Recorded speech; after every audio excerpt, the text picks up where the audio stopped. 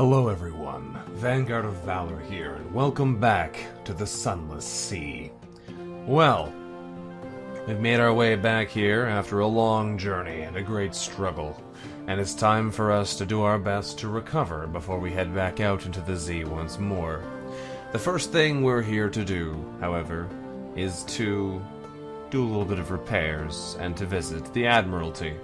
So we head over to the Admiral and see what he needs. Do we have anything to hand in? Any port reports yet to pass on? No, we do not. We've already done those. That's fine by me. In case you couldn't tell, this is sometime later, so I'm just making sure we've covered all of our bases. We do, however, want to make sure that we speak to the Admiral, and here we will ask if there's anything else we need. What is your desire?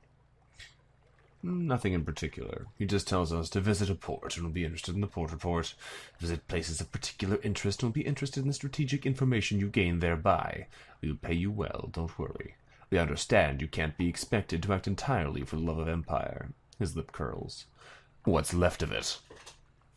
Well then, that is fine by me. As such, we can move on quite safely here, back into London. In London, we will be heading to the dry dock to do some repairs, because as it stands, we are not in great shape. Let us exchange some of our favor for repairs, perhaps. That's fuel, no. Some repairs, perhaps. With 25 echoes, we can get a good job of repair done here, which would be quite nice, because we have been hit pretty darn hard.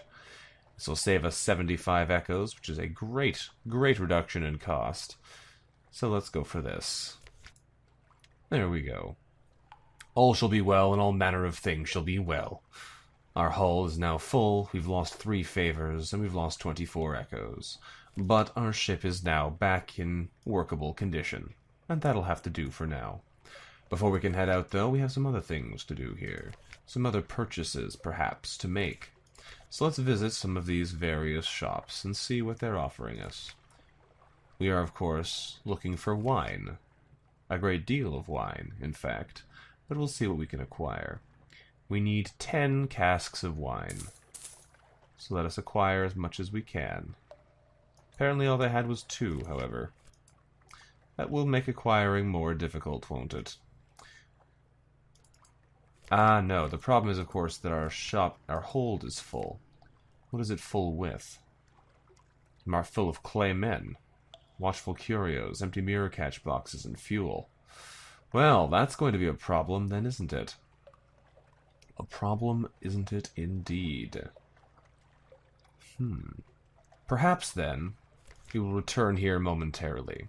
I have a desire to acquire more resources, but because we filled up so much on fuel, thanks to our questionable friends, we are going to need to make a few visits, perhaps.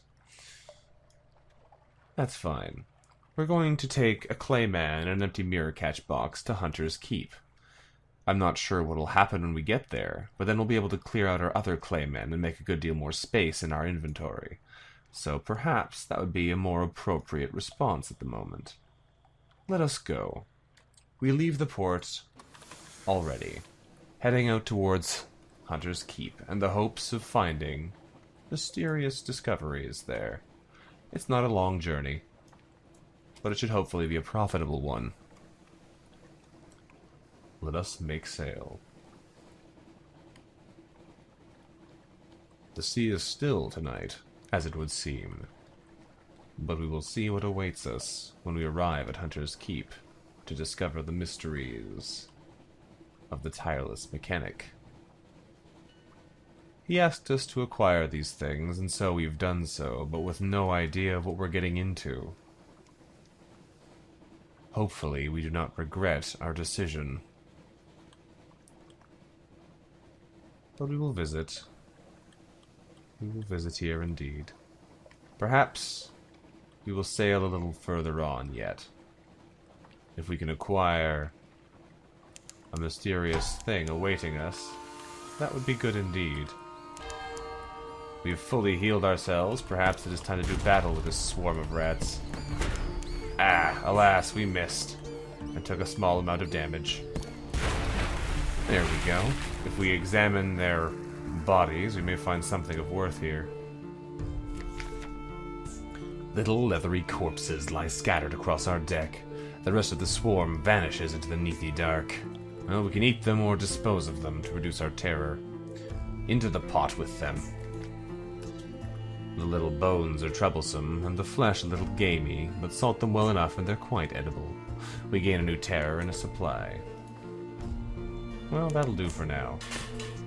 And we've just fed our crew. It seems as though there's not much else for us to do, but something does await us in port, so let's drop in here, into Hunter's Keep, and see what happens. And we dock. We arrive back, and see what we shall do. We stand on the docks as the sea nudges the ship's sides. An unexpectedly warm breeze carries the faintest trace of lavender. Well, we will certainly take luncheon with the sisters, but then we'll visit the cellar and see what mysterious happenings may lie in wait. So for now, we'll have lunch with the middle sister, Lucy. Sunny, restless, prone to giggles. Lucy leans over and whispers to us confidentially, a complex story about a butler, a pig, and an inheritance. We don't follow all the details of the plot, but somehow the pig ends up in an attic and the butler in a vicar's bed. Candles flicker, dishes enter and leave, and the wind butts gently at the window panes. By the time the plum pudding arrives, we're as cheerful as we've been in months. Well, what do you know? We've acquired another supply, we've lost our terror. We have Stone's attention. Well, well. I think our next task, however, is the most unusual. We will need, the mechanic tells the sisters, to visit your sub-cellar.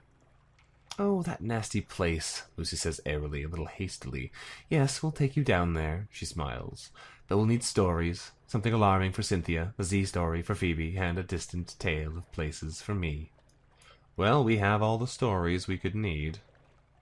We have all the claymen we could need, and we have our empty mirror catch box as well.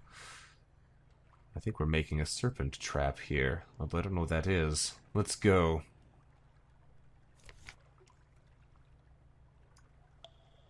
The sisters listen with delight to our stories and unlock the cellar door for us. The key is so heavy that Cynthia can only lift it with both hands. We won't go in, she says. We don't go in. The signs on the stones have a Kaganian look. In the deepest subcellar, our candles illuminate a litter of tumbled stones, the remnants of a temple. The pool at the cellar's center is almost dry. The remaining water there seethes oddly in the candlelight, as if it were near boiling, but it's quite cool to the touch. The writhing river flows near here, the mechanic remarks. One of the tributaries of Dream. I hope it doesn't touch the well those poor girls drink from. My enemies find me when I sleep, but this water will attract my enemies to this poor fellow. He bends to dip his hand in the water and sketches a sign on the clayman's forehead. The man watches him stolidly. The mechanic hands him the mirror catch box. Hold this, he says. Keep it open. Don't let go, no matter what happens. The clayman's huge hands enfold the box. There, the mechanic says, turning to us. A serpent trap. Now I can sleep. I can finally sleep. He smiles. And then I think I may be able to offer you something rather interesting. So if we speak with the mechanic, we can advance the story. We've lost our tales of terror, of the Z, and of distant shores. We've gained 10 fragments. We've lost our mirror catch box. We've gained a serpent trap and lost a clayman marked for London. Well, well, well. With that done, does that change anything in here? Not that I can see. Not that I can see.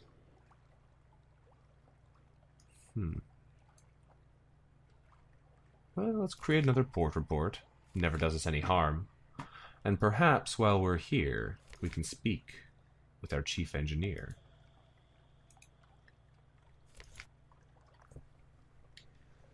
We can allow the mechanic to enjoy his sleep.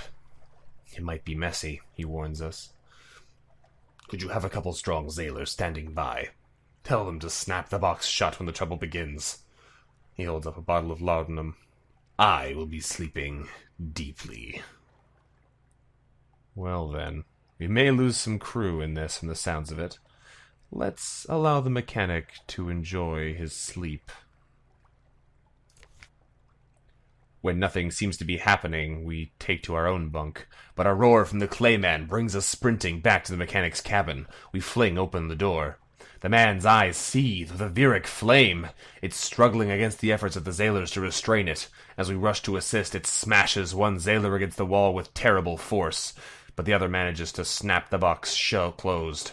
Instantly the man goes stiff, a lifeless clay statue. The Viric glow now pulsates from the box. In the bunk, the mechanic sleeps on, his face wreathed in dreamy smiles.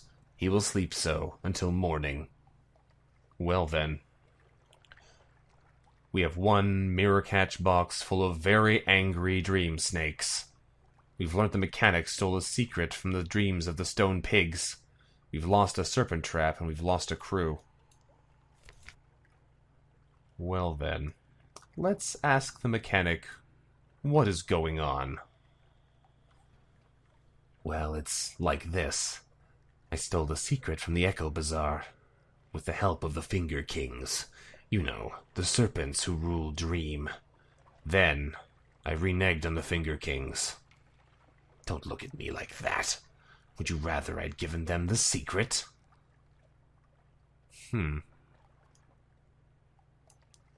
Interesting.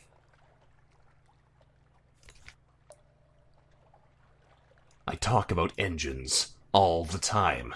I'm sure you've noticed. And I dream about them. I found myself dreaming of the stone pigs. I don't entirely understand still, but they're how the bazaar travels between stars. Did you know they did that? And they sleep, so the Finger Kings can crack their dreams open. So the Finger Kings recruited me. I found a secret in those dreams. An engine like the Z's never seen. Oh, Captain, let me build it for you. You won't be sorry. But there are some things I'll need. I know. Isn't it always the way? We'll need materials for the impeller. 1 element of dawn, 1 casket of sapphires, and 40 units of Stygian ivory. We'll need to acquire the mechanic's secret in Frostfound, which is apparently where it's been hidden. And we need to, rescue a ransom and unsettling sage from Wisdom. That may be a problem as well. But now we know what we're doing here. We have the potential to create a magnificent engine that might be most interesting indeed. Well. I think with this information, we shall return to London, and perhaps dine with some of our other guests.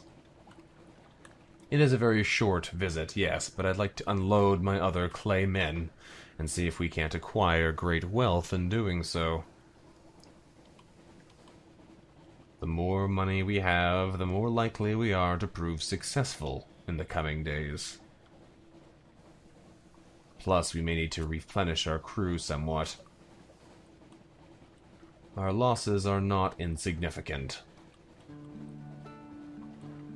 Especially as we come close to being below 50% crew capacity, and thus risk losing our full-speed options. There we have it. We return to dock. Here in London yet again, we'll deliver our clay men. Let us deliver them. One by one, they rise, uncomplainingly, with no trace of stiffness or discomfort from the long voyage. The deck resounds beneath their heavy tread. A shroom-yard manager waits on dock, tapping her foot. About time, she says. Here's your payment. Come along now, you. There's a good construct. Well, we've gained 100 echoes at the very least. It seems as though that's given them all away, so it's a good thing we did what we did when we did. Otherwise, we would have gotten much less from them. And nothing went wrong, which is also a good thing indeed. Well then, perhaps we'll hire an extra crew to replace the one we've lost. There we go. We tell tall tales and find a ready audience. Scarred and seasoned men and women tramp aboard and find places to sling hammocks. We've lost a terror, gained 3 crew, fantastic, succeeded in a hearts challenge and lost our 30 echoes. But that makes us much safer in the future here. Well then. Well then indeed. Before we leave, however, we will discuss somewhat with our other crew here while we have the opportunity.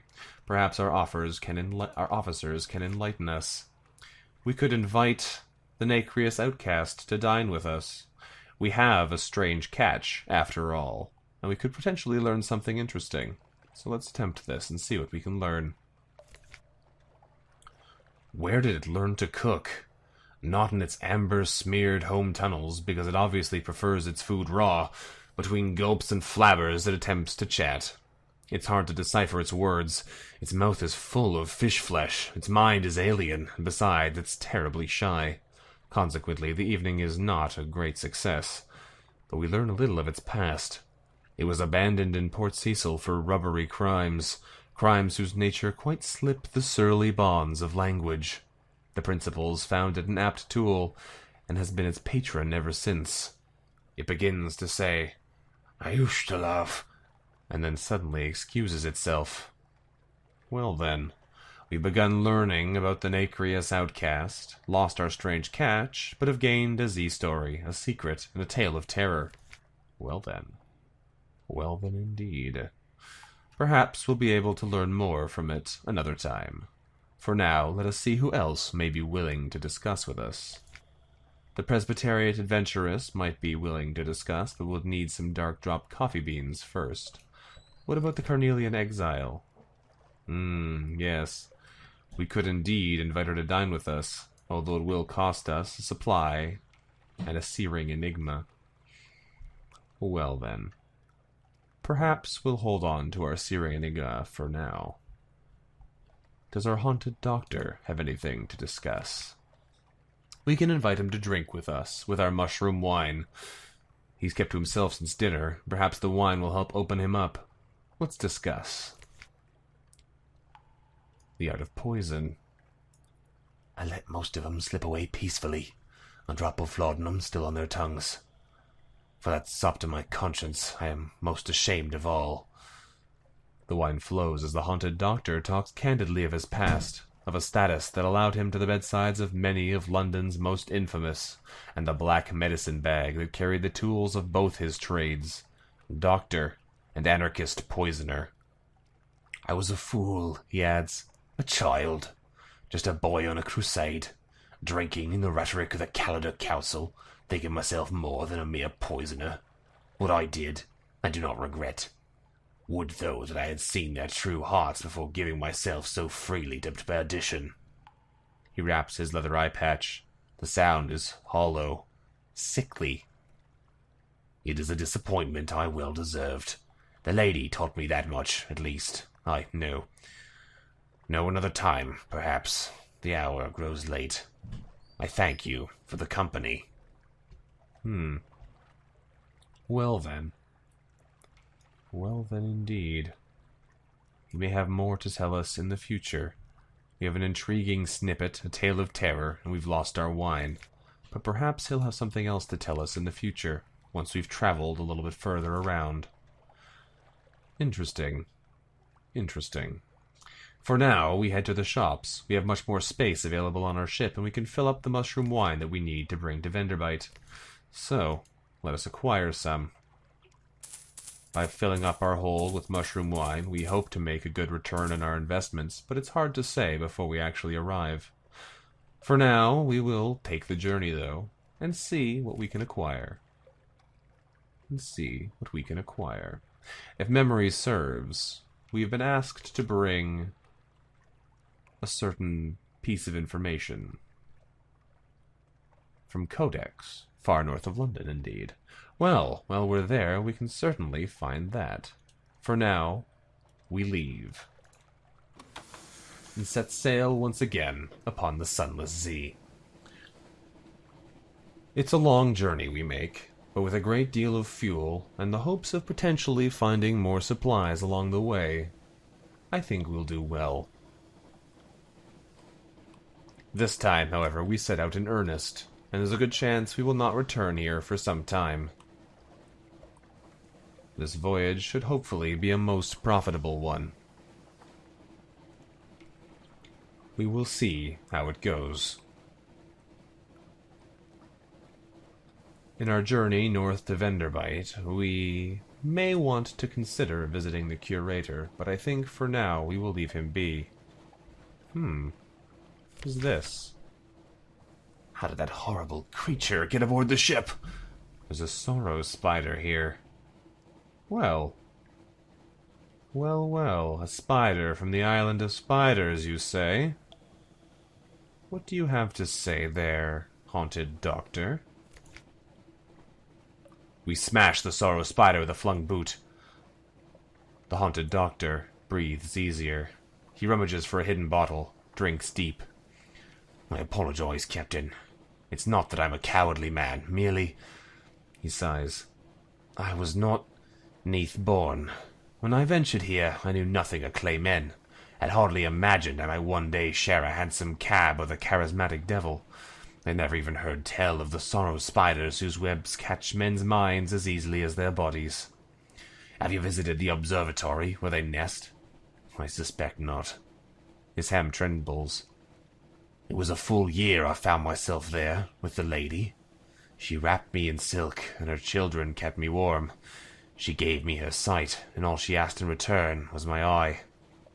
It was a dream I cannot call a nightmare, yet one I woke from with shivers and a revelation.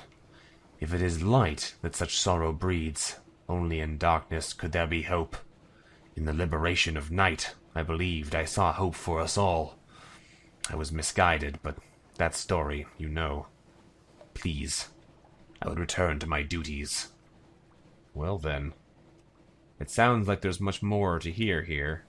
When we arrive in Venderbite, we may press on further to perhaps learn more. For now, we sail north. You pirate? You pirate steam pinnace, yes? Well, to battle then. We fight.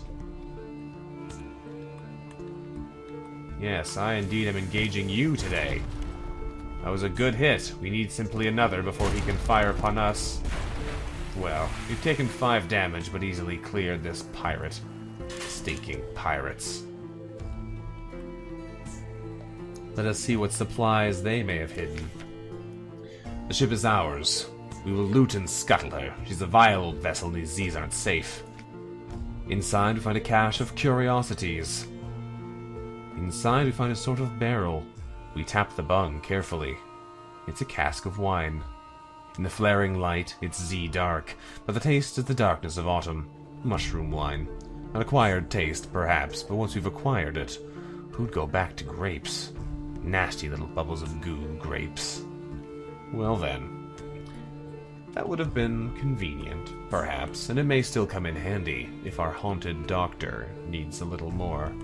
But I think we have an interesting discovery ahead of us. Let us make port and see what else this haunted doctor has to tell. As we pass between Carissa's Point and the Hornman's Stag, Venderbite comes into view proper. And we will see what our journey can bring.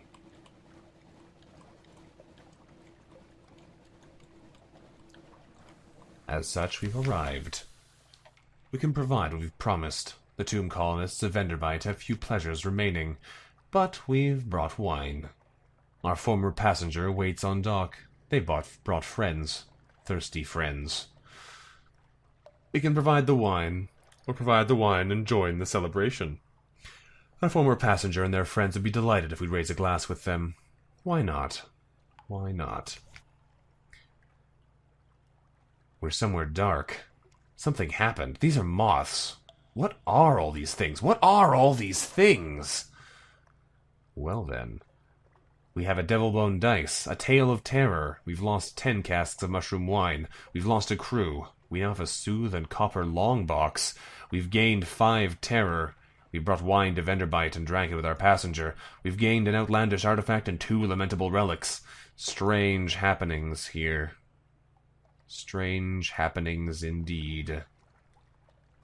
Well then, perhaps not an immediate profit, but a variety of valuables to help us along our way.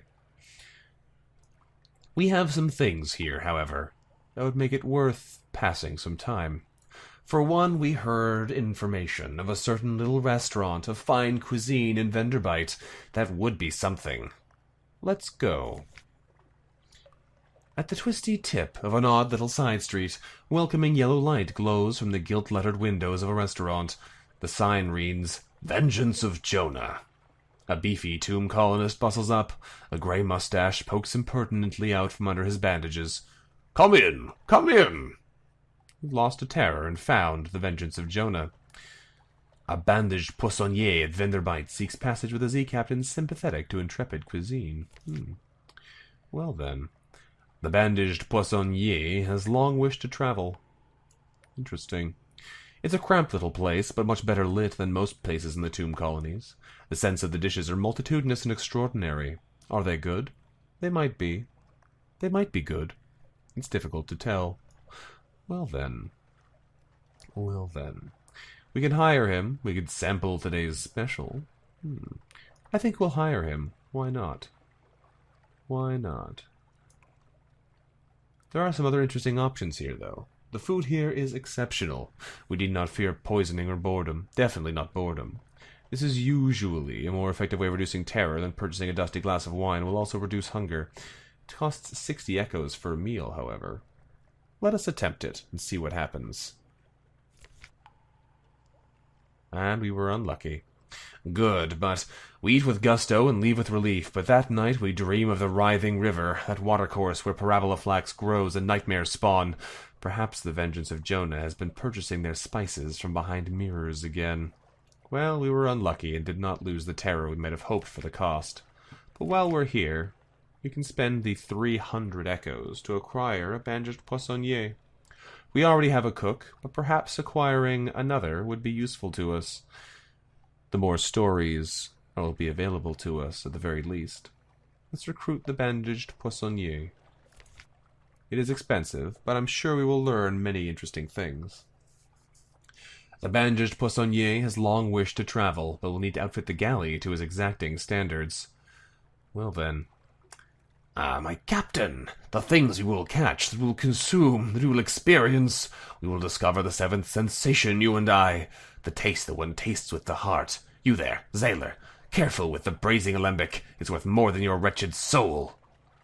Well, now we have a bandaged poissonnier. I'm sure that will be interesting to us. Very well. In addition, we have some other things we can do here in the tomb colony of Venderbite. While we're here, we can, of course, explore, gather gossip to acquire a port report. We can also wander the streets. Here they favor candlelight over gaslight. The shadows are swagged like cobwebs. The tomb colonists stand still enough to be mistaken for sculpture until they laugh or cough. One building in 3 seems abandoned. We explore. An unorthodox technology. Sweeter scents draw us into a shop which sells candles. Lilac, lavender, honey. We fall into a discussion of their manufacture with the shopkeeper.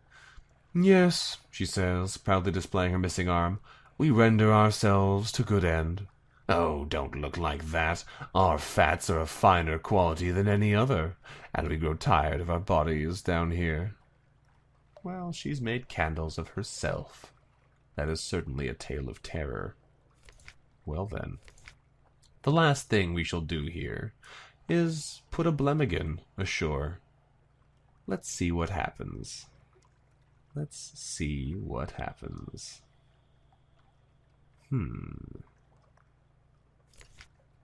A shriek. Our Blemigan has run up a colonist's leg. Inside their leg by the sounds of it. Some of them are hollow as drums. Well, no doubt they can take care of themselves. We'll tiptoe away.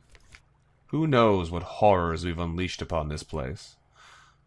But I'm sure no one will know we were responsible. I'm sure no one will know.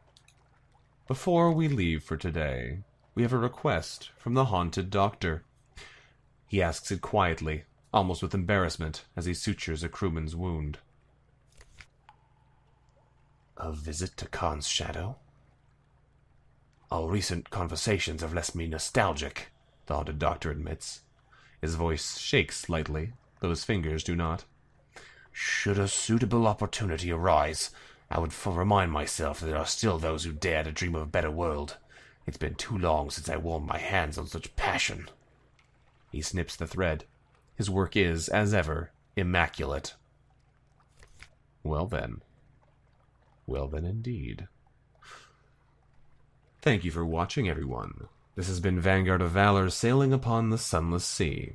If you've enjoyed today's episode, let me know what you thought about in the comments below, and don't forget to visit the links down below as well to help stay connected and informed. Until next time, this is it. Bye-bye.